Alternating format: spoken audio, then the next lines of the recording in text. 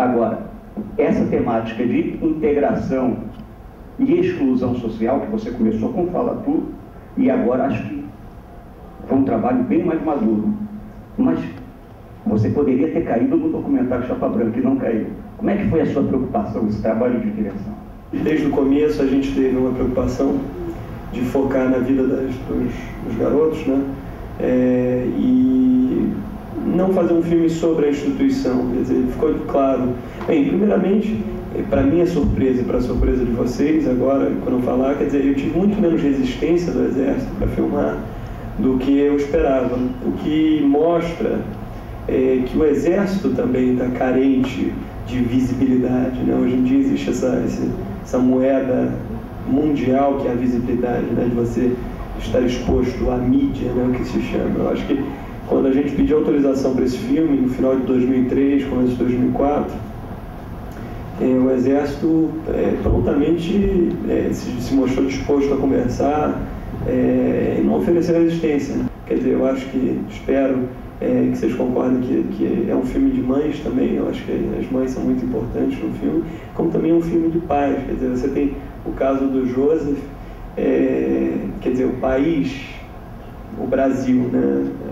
Argumenta-se que o Brasil é um país sem leis porque é um país sem pai, né? Que a gente temos uma tradição de pais que não criam seus filhos, que abandonam seus filhos. Então daí talvez viria essa nossa resistência à ordem, né, às leis. Então nós não temos uma figura paterna em casa. E o pai do Joseph é o contra-argumento a isso, é a exceção que confirma a regra. Enfim, isso tudo para dizer que as famílias eram mais importantes do que o Exército. Não que o Exército não seja importante, o Exército foi o nosso dispositivo para chegar nessas vidas.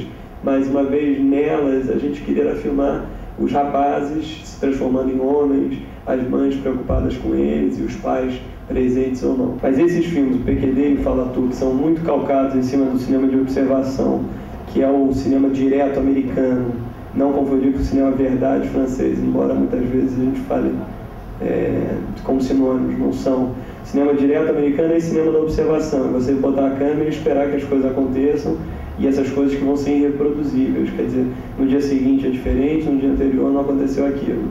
Essa coisa do efêmero também é apaixonante, quer dizer, esse tipo de documentário que eu tento fazer se forma muito, né, a partir do efêmero.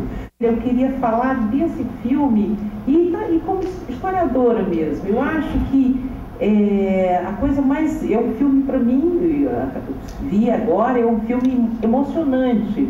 E é emocionante no sentido da relação que o Exército Brasileiro tem como uma força do povo.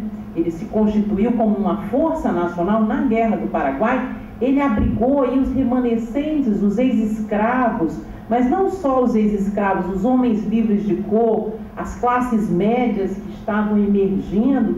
Quem era a família do Marechal Deodoro da Fonseca, quem era Floriano Peixoto, eram caboclos nordestinos de famílias modestas que tiveram no Exército a chance, a oportunidade de uma ascensão social e de uma inclusão na história do Brasil. Mais tarde, já nos anos 20, você vai ter o tenentismo, que vai ser uma força vital para a Revolução de 30, são ainda os militares tomando a frente, e uma divisão interessante no Exército entre uma força que vai mais para a esquerda, com um capitão que se chamou Luiz Carlos Prestes, que foi o fundador do Partido Comunista do Brasil, e uma força mais à direita que vai estar associada depois ao governo Vargas, ao grupo que vai também apoiar o golpe do Estado Novo em 37, enfim, essa experiência histórica toda que vai depois em 64 ser marcada pelo golpe, um golpe militar que de alguma forma acaba criando uma imagem extremamente negativa e que, por conta do longo prolongamento da ditadura, acabou se associando aos militares e que prejudicou a imagem que a gente vendo esse filme é um bom documento disso, porque o que é o Exército Brasileiro? O Exército Brasileiro é isso, é o povo brasileiro. A gente filmou durante 1 ano e meio, a gente filmou 240 horas, que é um absurdo, para efeito de comparação. O João Salles, que filmou bastante no entreatos a campanha presidencial do Lula em 2002, filmou 200 horas. O Eduardo Coutinho, também uma referência no documentário, nunca filmou mais que 70 horas na vida dele. Não falo isso para me gabar, eu falo isso talvez como assumo um erro, quer dizer, nunca devemos filmar tantas horas.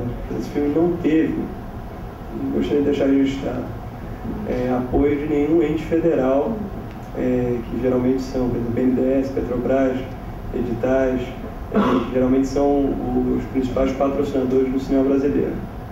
E eu vejo isso talvez ou por um ranço comum até, e talvez justifique porque esse é o primeiro filme feito dentro do Exército Brasileiro, o primeiro documentário filmado no Exército, porque eu acho que a gente carrega um ranço, como a Isabel falou, pela duração da ditadura militar no Brasil.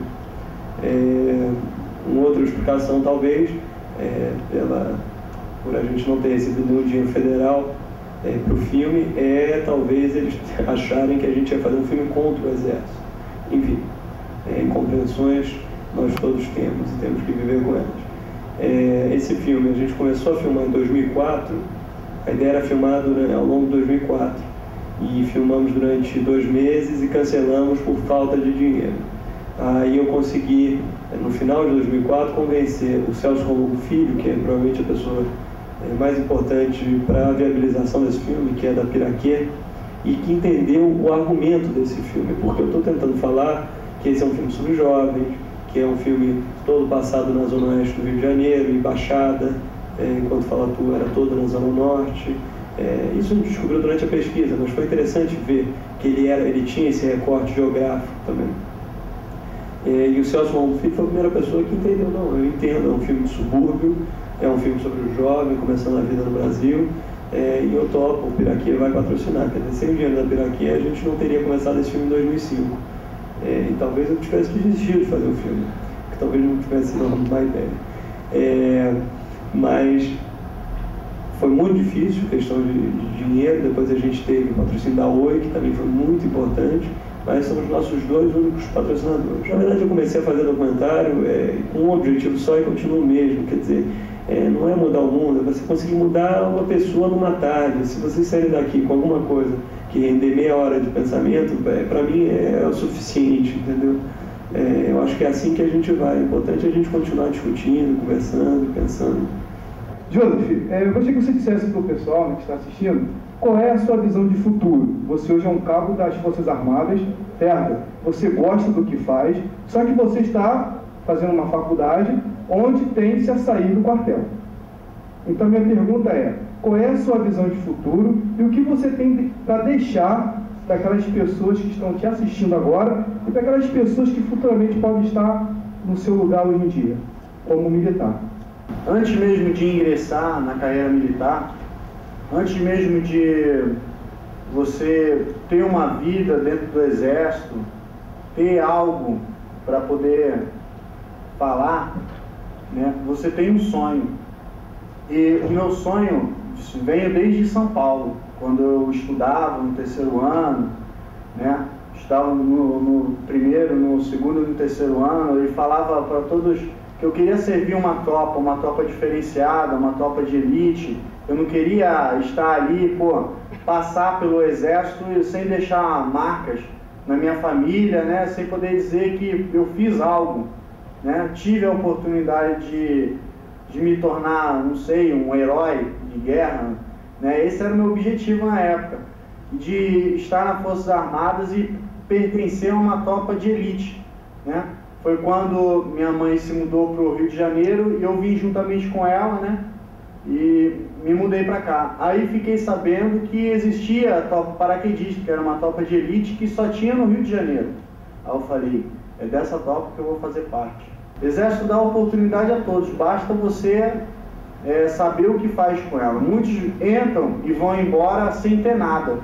Graças a Deus hoje eu estou no Exército, o Exército está me dando condições de eu poder fazer minha faculdade, de eu poder fazer um curso, de eu poder continuar ao longo desses 7 anos a fazer alguma coisa de bom para mim, né, e para minha família.